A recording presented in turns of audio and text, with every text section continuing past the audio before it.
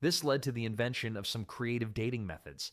The bundling board was one of them, a wooden plank placed between a courting couple in bed, allowing them to talk all night without actually touching.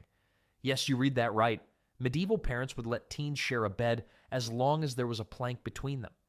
For common folks, courtship was a bit more relaxed, but still had its rules. Village festivals were prime meeting opportunities for young people. Dancing was allowed, but with some interesting restrictions. In some places, teens could only hold hands through handkerchiefs, leading to a thriving trade in decorative hand coverings. One medieval market listed courtship handkerchiefs as being among the most popular items sold to young people. The age gap in medieval marriages could be pretty shocking by today's standards. Girls as young as 12 could be married to men in their 30s or 40s. However, there was often a catch. Many of these marriages weren't officially completed until the girl turned 14 or 15. Some clever teens used this waiting period to their advantage, finding ways to break off unwanted engagements. One resourceful 13-year-old girl in medieval France managed to avoid an arranged marriage by deliberately breaking every social rule she could think of, making herself so unmarriageable that her intended family backed out. But here's something interesting. Love matches did happen, even in arranged marriages. Young people often found ways to influence their parents' choices. Some would deliberately run into their preferred partner at social events, creating gossip that would force their families to consider them as a match. Others used more direct methods, like the 15-year-old boy who convinced his uncle to speak to his crush's family about a marriage, making it seem like the adult's idea all along. The concept of the dowry added another layer of complexity to medieval teen marriage. Families often spent years saving up for their daughters' dowries, which could include everything from land and money to household items and livestock. One medieval father's account book shows him trading 3 cows and 2 pigs just to buy his daughter a decent set of cooking pots for her dowry. After all the drama of courtship and marriage, newlywed teens faced their next big challenge, setting up their own household and figuring out how to actually live together. But before they could settle into marriage, they had to get a handle on the practical side of life. But in medieval times, education wasn't something every teenager got to experience. In fact, most teens never set foot in anything resembling a classroom. Learning to read and write, that was a privilege reserved for a tiny fraction of the population, mainly nobles, clergy, and the occasional merchant's child. The great divide between who received education and who didn't was stark and nearly impossible to cross. Imagine being a teenager and your entire future being decided by the accident of your birth. Born to peasants? Your education consisted of learning how to survive through backbreaking labor. Born to nobility? You might actually learn to read, lucky you. About 95% of medieval teenagers received no formal education whatsoever. Instead, peasant teens learned through observation and practice. A farm boy would follow his father to the fields, learning how to plow straight furrows, when to plant which crops, and how to care for livestock. Girls shadowed their mothers, mastering the arts of cooking, cleaning, mending clothes, and managing a household. These skills weren't taught in books.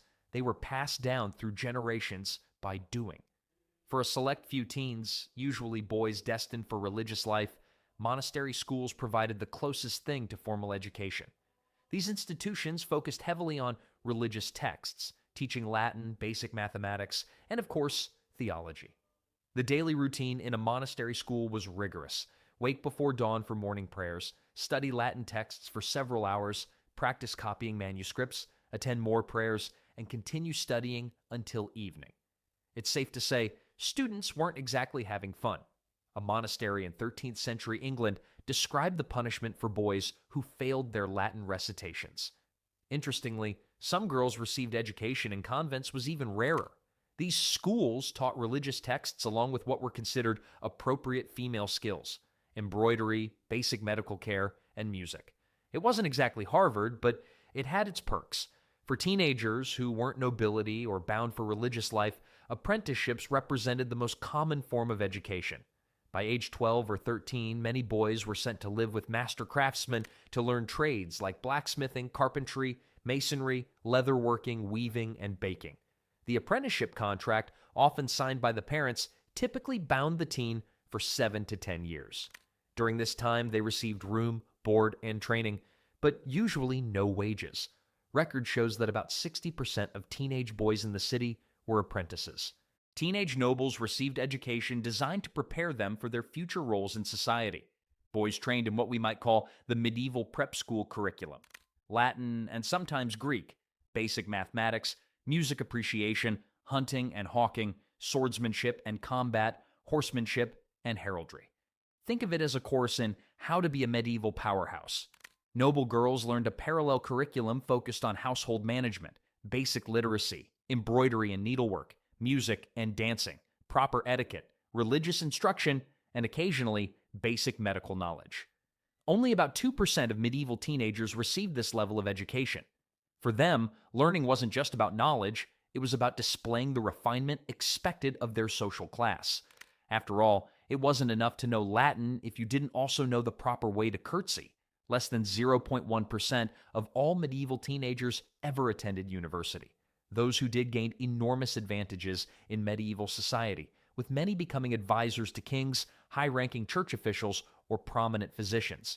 It was kind of like winning the medieval lottery. Today, we take books for granted.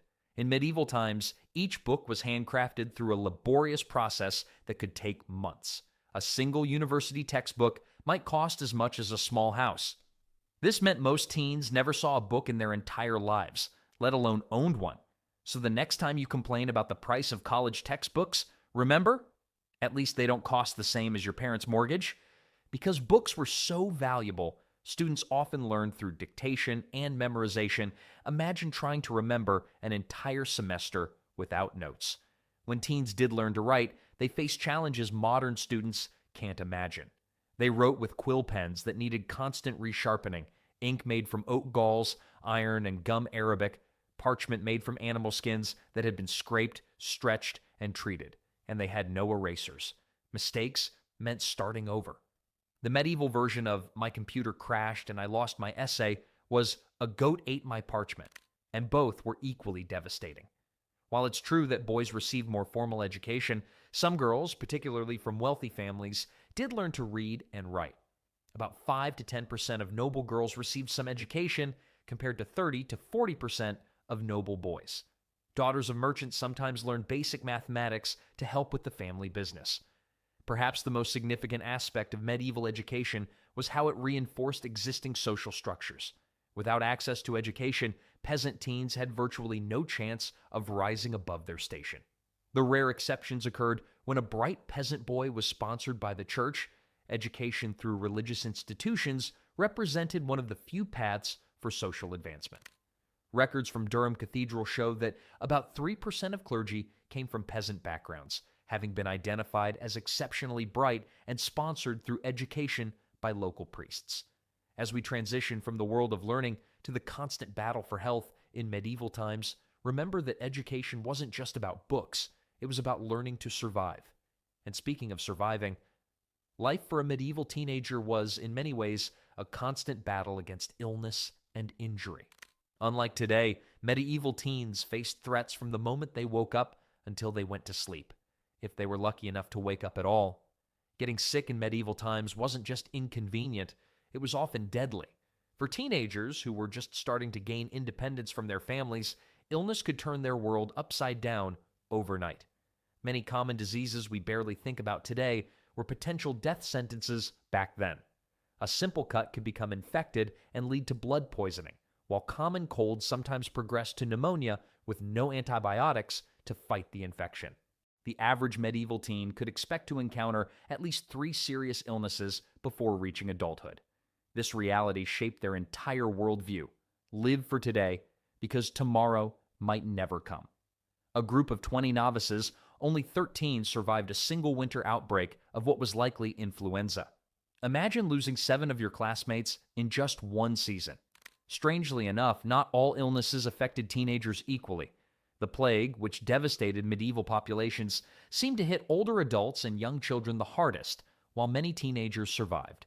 Meanwhile, a disease called sweating sickness appeared particularly dangerous to healthy teens and young adults. Medical records from Tudor England show that in one village outbreak, nearly every victim between 14 and 21 died, while many older villagers survived. No one knew why then, and historians still debate the reason today. Medieval medical care was a peculiar mix of practical knowledge, religious faith, and pure superstition. For wealthier teens, being sick might mean a visit from a university-trained physician who would examine your urine, check your pulse, and then likely prescribe a combination of herbal remedies and bloodletting. Yes, they would deliberately cut you to let blood flow out, believing this would restore balance to your body. Not surprisingly, this often made patients weaker rather than stronger. Nutrition played a huge role in teen health. While modern teenagers might survive on pizza and energy drinks, medieval teens ate a surprisingly varied diet, if they were lucky. Peasant teens typically consumed a grain-heavy diet based on bread, porridge, and ale. This diet lacked sufficient protein and certain vital nutrients, leading to stunted growth and reduced resistance to disease. Dental health was particularly problematic. Without modern toothpaste or dental care, many teens suffer from painful tooth decay and gum disease. Some clever teens used frayed sticks as primitive toothbrushes and rubbed them with salt or chalk powder to clean their teeth. Others chewed herbs like mint to freshen their breath. But by age 20, the average person had already lost several permanent teeth. A study of medieval skulls found that about 80% of individuals under 25 already showed signs of significant dental decay, and toothaches were a constant companion for many. Then there were the everyday injuries. Modern teens might break an arm falling off a skateboard, but medieval teens faced dangers constantly. Farm teens risked cuts from scythes, crushes from carts, and kicks from horses. Teen apprentices suffered burns, cuts, and mangled fingers from their trades, and teen nobles weren't exempt. Bones found in noble burial grounds show frequent fractures from horseback riding accidents and weapons training. One of the most fascinating aspects of medieval teen health was their remarkable resilience. Without antibiotics or modern medical care, their bodies developed robust immune systems. Archaeological evidence shows that many teens who survived serious injuries, even compound fractures where bones broke through the skin, went on to live normal lives. Their bodies healed naturally, though often with significant scarring and some disability. Girls faced additional health challenges as they entered puberty. With poor nutrition, the average age of first menstruation was around 15 to 16, several years later than today. Pregnancy and childbirth posed enormous risks for teen girls, who often married young. Records from medieval England suggest that for girls under 16, the risk of dying in childbirth was nearly 25%, a terrifying prospect for young brides. Teens attempted to protect themselves from illness in various ways. Many carried pouches of herbs thought to prevent disease. Others wore plague amulets, stones or crystals believed to have magical protective properties. During plague outbreaks, some teens carried posies of fragrant herbs, believing the pleasant smells would ward off bad air that caused disease. This practice inspired the famous nursery rhyme, "Ring Around the Rosy," which described plague symptoms and prevention methods. Despite the constant threat of illness and injury, medieval teens weren't just victims of their harsh circumstances, they developed remarkable resilience, finding ways to make the most of their often difficult lives. Life wasn't all work for medieval teenagers. Despite their hardships, they found creative ways to have fun and socialize. Through their entertainment might shock modern teens who complain about slow internet. Medieval sports were nothing like today's organized games with their safety rules and protective gear. Town football matches could involve hundreds of players, with entire villages competing against each other. The field was usually the space between two villages, and the only real rule was to get the ball to your village's goal. Broken bones were so common that some towns actually banned football, though teenagers usually ignored these bans. In 1314, 47 teenagers were fined for playing an illegal football match that destroyed half a farmer's wheat field. Wrestling matches were another favorite, especially at fairs and festivals. Unlike today's wrestling with its strict weight classes, medieval wrestling was more of a free-for-all. Teenagers would gather in circles, and winners would stay in until defeated. Some matches lasted hours, with participants fighting through exhaustion just for the glory of being the last one standing. There was a 15-year-old apprentice named Thomas Fuller once wrestled for 6 straight hours at a summer fair, beating 20 opponents before finally losing to his own master's son. Talk about an awkward day at work the next morning. Music and dancing played a huge role in teen social life, but not in the way you might think. While noble teens learned proper courtly dances, common teenagers invented their own moves at village festivals. They created elaborate group dances where partners would switch constantly, a clever way to flirt without getting in trouble with watchful parents. Musicians would play on pipes, drums, and an instrument called a hurdy-gurdy. Some teens even formed their own bands, traveling between villages to play at weddings and festivals. In 1389, mentions 3 teenage musicians who were arrested for playing such merry tunes that workers abandoned their duties to dance. Religious festivals gave teenagers rare chances to break normal social rules. During feast days like St. Nicholas Day, teens would dress up and perform in religious plays. Some clever ones used these performances to mock local authorities. After all, who could punish them for playing their parts too enthusiastically? During Christmas, many towns had a tradition called the Feast of Fools, where teenagers could pretend to be priests or nobles for a day. This tradition got so out of hand that by 1431, several towns banned teens from participating, claiming they were more interested in foolery than faith. Taverns served as medieval social media hubs for working teens, especially apprentices. After work, they'd gather to share stories, play dice games, and sometimes plot minor mischief. One popular tavern game involved teenagers trying to steal each other's drinks without getting caught. The winner got free ale, while the loser had to buy a round for everyone. Tavern keepers often complained about teenage apprentices running tabs they couldn't pay, leading to some creative payment arrangements. The streets and markets were the original hangout spots. Teenagers would gather around market stalls, sharing gossip and playing quick games of dice when merchants weren't looking. Some teens became experts at a game called tables and would hustle unsuspecting players. Pranks were a universal language among medieval teens. They'd dress up as ghosts to scare travelers, release animals into wedding feasts, or put grease on church door handles before morning services. One creative prank from 1422 involved 3 teenage boys who trained a pig to run into the town square every time the church bells rang. It took weeks for adults to figure out why this kept happening. While these pranks often led to punishment, they also show how teenagers found ways to rebel against authority and express themselves. While medieval teens created these moments of fun and connection, these precious moments of joy and freedom never lasted quite as long as you'd expect.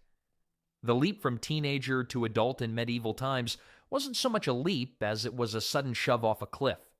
One day you're playing games in the village square. The next, you're running an entire household or heading off to war. Medieval society had no time for what we call finding yourself. By age 14, you were expected to be found, settled, and already hard at work at whatever life had in store for you. Take Thomas of Norwich. At just 14, he inherited his father's blacksmith shop after a sudden illness took his old man's life. It shifts dramatically from complaints about his father's strict rules to worried calculations about iron costs and apprentice wages, all in the span of a week. His last entry as a child mentions stealing apples from a neighbor's tree. His first entry as an adult details his concerns about feeding his 5 younger siblings. Girls often faced even more abrupt transitions. In 1415, a merchant's daughter became the lady of her own household at 14 through an arranged marriage. Within a year, she was managing servants, organizing household accounts, and preparing for her first child. Her childhood trinkets were replaced by household keys, which she wore at her belt as a symbol of her authority, the medieval equivalent of being handed the keys to your life, ready or not. For noble teens, the transition often came with a ceremony, knighthood for boys, marriage for girls, but that didn't make it any easier. Young knights in training would spend their 14th year learning the harsh realities of medieval warfare. A 14-year-old squire's first battle where he had to help collect the dead afterward. He wrote that his hands shook so badly he could barely hold his sword, but no one offered him comfort. He was considered a man now, after all. The law itself treated 14 as a magical number. Boys could legally inherit property, sign contracts, and be held fully responsible for crimes. Girls could marry without their parents' consent, and both genders could be executed for serious offenses. There was a judge struggling with a case where a 14-year-old boy was caught stealing bread. The judge notes that while the boy's face still shows the softness of childhood, the law required him to be punished as an adult. Medieval medicine considered 14 the age when the body became fixed in its adult form. Doctors would change their treatments dramatically once a patient turned 14, switching from gentle remedies to the full range of adult medicines, including the infamous bloodletting. One medical text advises that a 14-year-old should be bled as vigorously as any adult, for their blood is now fully formed. But perhaps most striking were the emotional expectations. Medieval society believed that by 14, you should have complete control over your feelings. Crying, showing fear, or admitting uncertainty were seen as childish behaviors that needed to be abandoned. A knight's training manual specifically instructs that boys over 14 should be punished if they show tears, for such weakness is unbecoming of their new station. Despite these harsh expectations, teenagers found ways to cope. Secret diaries and letters show how they maintained some aspects of childhood even while shouldering adult responsibilities. They passed notes during church services and carved their names into castle walls. These small acts of rebellion show that even in a world that demanded instant adulthood, the teenage spirit found ways to survive. After all, medieval teens lived in a world where time was as precious as gold, and childhood was a luxury few could afford to keep.